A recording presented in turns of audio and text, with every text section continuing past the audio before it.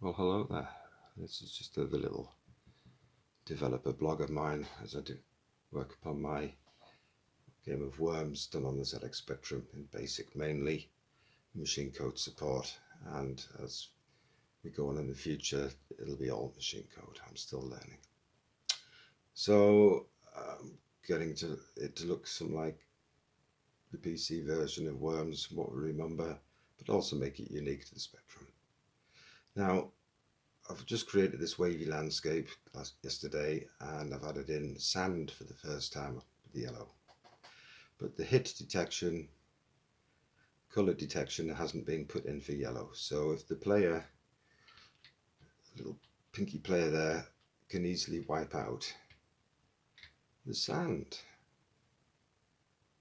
Oh, that's bad programming, isn't it? You just should be stood on those blocks.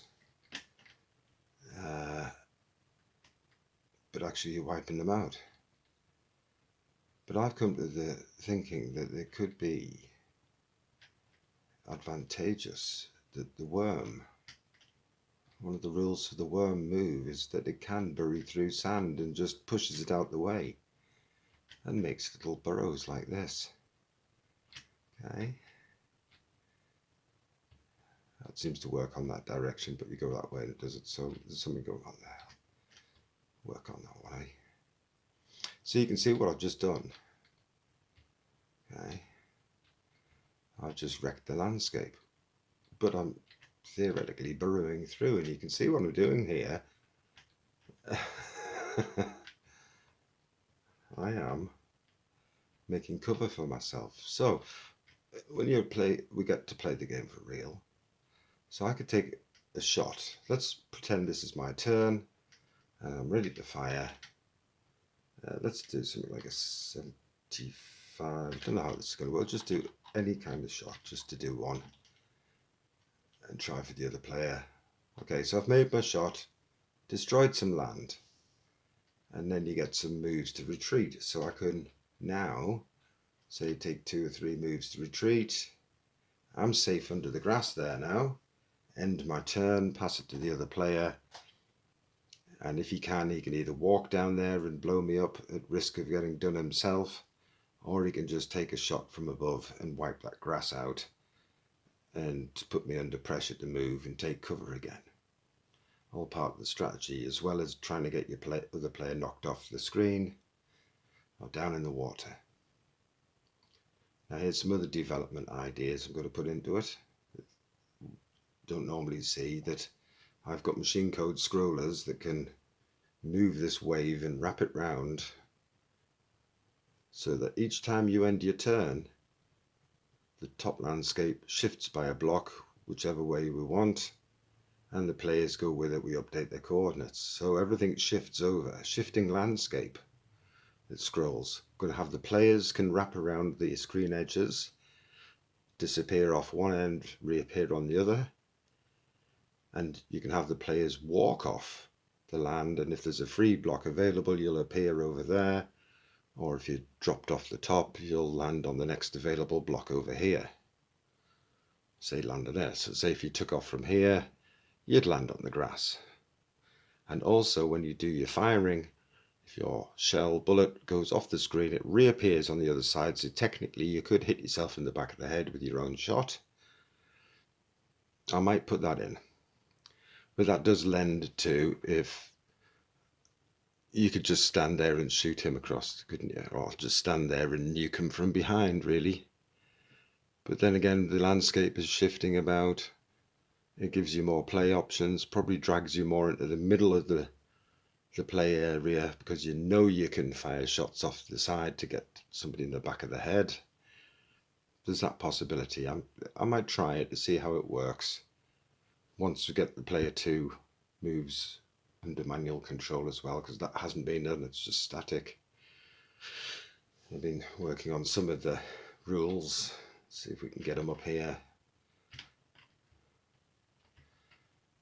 Right, I know that if I smack the blue player in the face with a missile, it'll jump forward, so I've got to try and work that shot out now.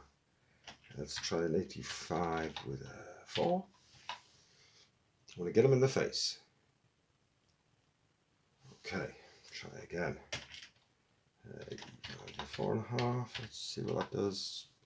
Smack him in the face. Oh, goddamn! It's gonna. I want to get him to jump on my head. Okay, when the explosion hits him. So if I now am firing from here, so if I'm straight ahead of me, 2 power? I don't know. In your face. There you go. Right, so he's been blown by the explosion on top of my worm's head. So if I move out the way, he should fall down, shouldn't he? And not be left floating in the air. And that's what I've programmed to do. I can small jump on his head and away. Let's get to safety. We wipe the sand block out there. So I quite like that idea of the sand block, that you can tunnel your way through it. We could have maps where there's sand you could tunnel through, make little routes, or there's so much sand you've got to be careful, you could fall into danger, like quicksand traps.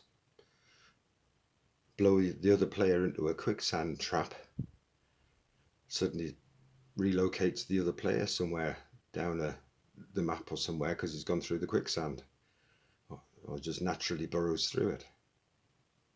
I think that could be a good game mechanic. But there's so much to do and so many ideas to implement, and you know, you could be on for a week alone just discussing what content this game can have or could have and shouldn't have. But that's how it's looking today. So what I'm actually going to do next is work on, I'm quite happy with this arrangement, so I'm going to work on a different style of landscape, and this time we're going to have sort of like how City Bomber would draw a landscape up with big thick chunky blocks.